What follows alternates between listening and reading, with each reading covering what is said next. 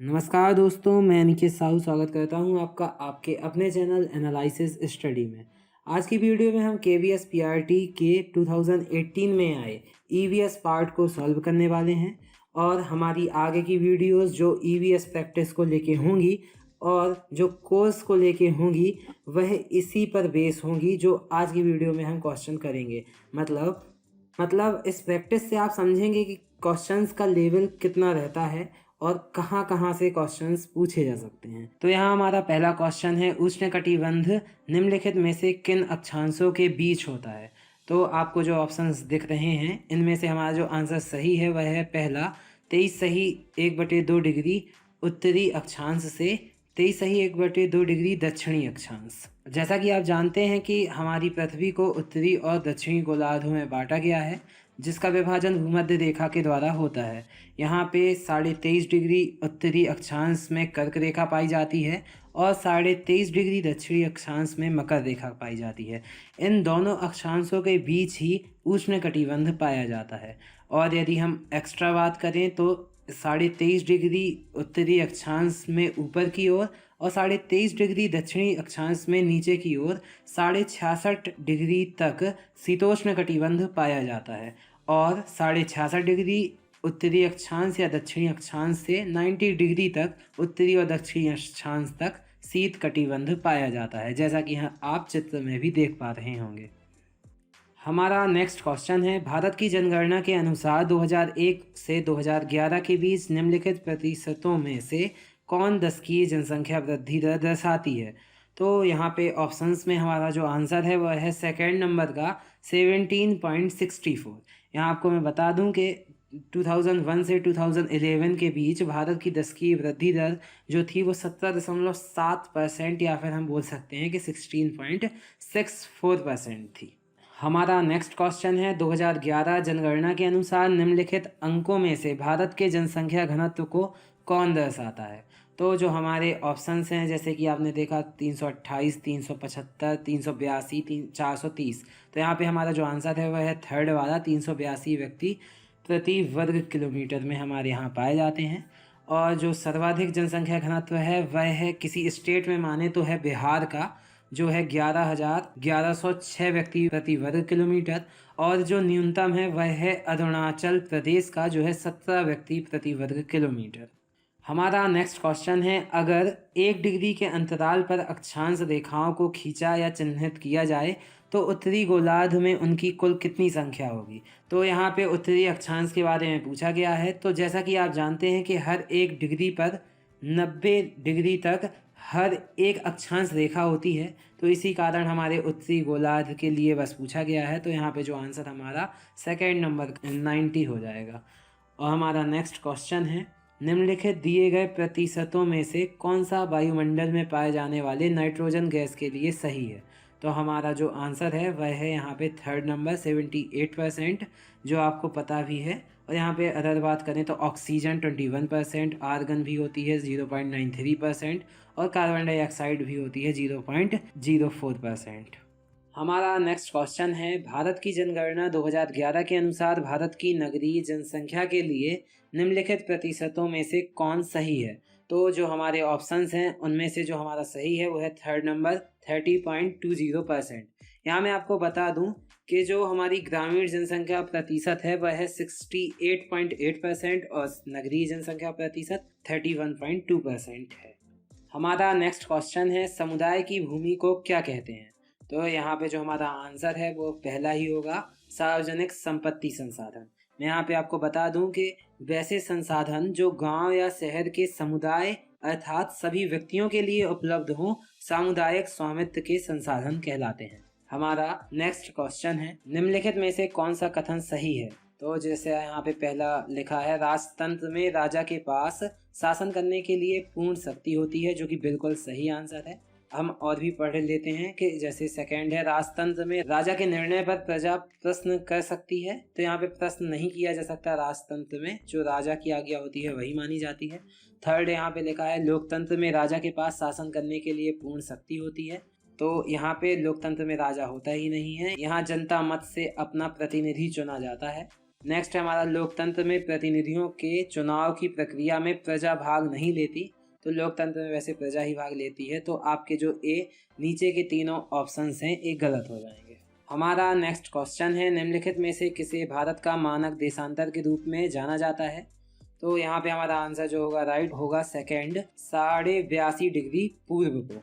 तो यहाँ पे मैं आपको बता दूं कि भारत का मानक देशांतर 82.5 डिग्री है। इसकी स्थापना 1 सितंबर 1947 को हुई थी और यह भारत के 5 राज्यों से होकर जाती है, जो कि है उत्तर प्रदेश, मध्य प्रदेश, छत्तीसगढ़, उड़ीसा और आंध्र प्रदेश। हमारा नेक्स्ट क्वेश्चन है, देश में नवी पंचवर्षीय योजना निम्नलिखित में से किस वर्ष में आरंभ की गई। तो यहाँ पे हमारा जो आंसर है वह है थर्ड नंबर, 1997। यहाँ पे मैं आपको बता दूं कि जो नौवीं पंचवर्षीय योजना थी वह 1997 से 2002 के मध्य चली थी। और अन्य जानकारी जो है वो प्रथम पंचवर्षीय योजना जो कि 1951 से 1956 तक चली, और अंतिम जो कि 12वीं पंचवर्षीय योजना थी वह 2012 से 2017 तक चली थी। हमारा नेक्स्ट क्वेश्चन है, भारतीय संविधान के पिता के रूप में निम्नलिखित में से किसे जाना जाता है। तो यहाँ पे आपको पता ही है कि यहाँ पे आंसर जो आपका सही है वह है सेकंड नंबर, भीमराव अंबेडकर जी को। हमारा नेक्स्ट क्वेश्चन है, सीढ़ीदार खेती निम्नलिखित में से किन क्षेत्रों में की जाती है। तो आपके जो ऑप्शंस हैं वह है पहाड़ी ढलानों, समतल मैदानों, हिमनदी पर्वत शिखर पर और तटवर्ती भूमि पर। तो आपका जो आंसर सही है वह है फर्स्ट नंबर, पहाड़ी ढलानों पर। मैं आपको बता दूं कि पहाड़ी ढलानों पर सीढ़ीदार खेती द्वारा मृदा अपरदन या फिर बारिश के पानी को बहने से रोका जाता है। हमारा नेक्स्ट क्वेश्चन है, पृथ्वी तथा इसके वायुमंडल में जल का स्थानांतरण किस निम्नलिखित तत्वों के समूह को सम्मिलित करता है। तो जैसे हमारे ऑप्शंस हैं यहाँ पे first, second, third and fourth. तो जो हमारा सही आंसर है वो है थर्ड। सबसे पहले बाष्पीकरण होता है, फिर संघनन द्वारा वर्षा होती है, उसी के बाद मतलब वर्षण होगा, और उसके बाद जलवाह मतलब जल का बहाव होगा।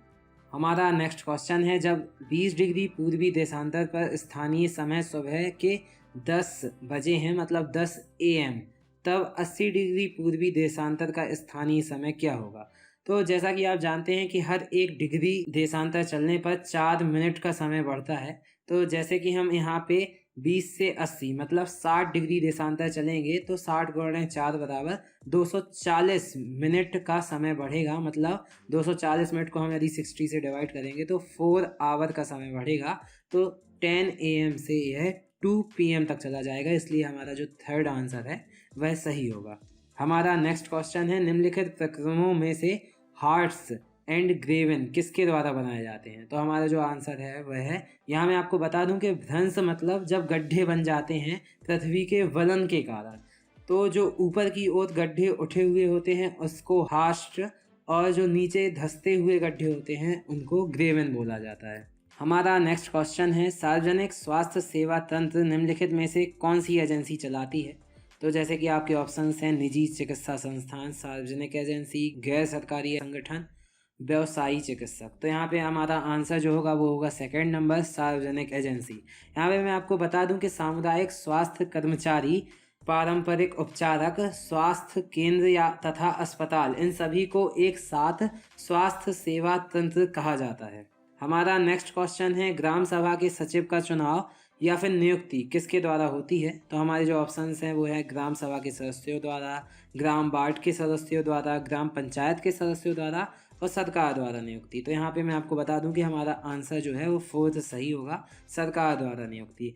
ग्राम सभा के सचिव का जो चुनाव या फिर नियुक्ति है वो सरकारी नियमानुसार ही होता है और पंचायत एवं ग्रामीण विकास विभाग द्वारा यह कार्य किया जाता है।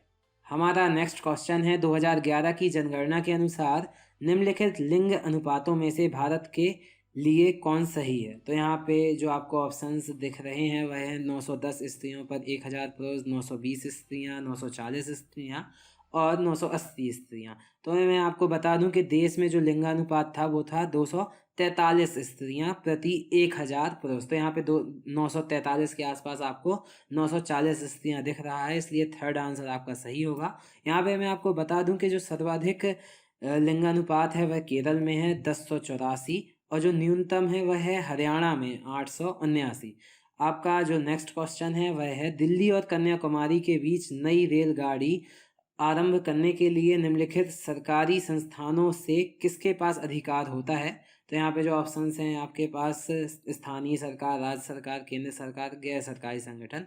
तो आपको पता भी है कि जो रेलवे है वह एक केंद्र का सब्जेक्ट है, मतलब, और दिल्ली से कन्याकुमारी के बीच जो रेलगाड़ी आरंभ होगी वह भी केंद्र सरकार द्वारा ही की जा सकती है। इसलिए जो हमारा जो आंसर होगा वह 3rd नंबर सही होगा। हमारा नेक्स्ट क्वेश्चन है, छोटे भूखंडों पर साधारण उपकरणों द्वारा अधिक श्रम के साथ मैदानों में खेती करने वाले किसानों को निम्नलिखित कृषि के प्रकारों में से किसमें वर्गीकृत किया जाता है? तो हमारे जो ऑप्शंस है वह है आदिम जीविका कृषि, गहन जीविका कृषि, वाणिज्यिक कृषि और स्थानांतरित कृषि। तो हमारा जो आंसर होगा वह होगा गहन जीविका कृषि में। और आगे भी ऐसी ही डिटेल प्रैक्टिस के लिए बने रहिए हमारे चैनल के साथ। और अभी तक यदि आपने चैनल को सब्सक्राइब नहीं किया है तो ज़रूर सब्सक्राइब कर लीजिए यदि आप KVS की तैयारी कर रहे हैं। और हमारा चैनल यहाँ पे आपको लगातार जानकारी प्रोवाइड कराता रहेगा। जय हिंद।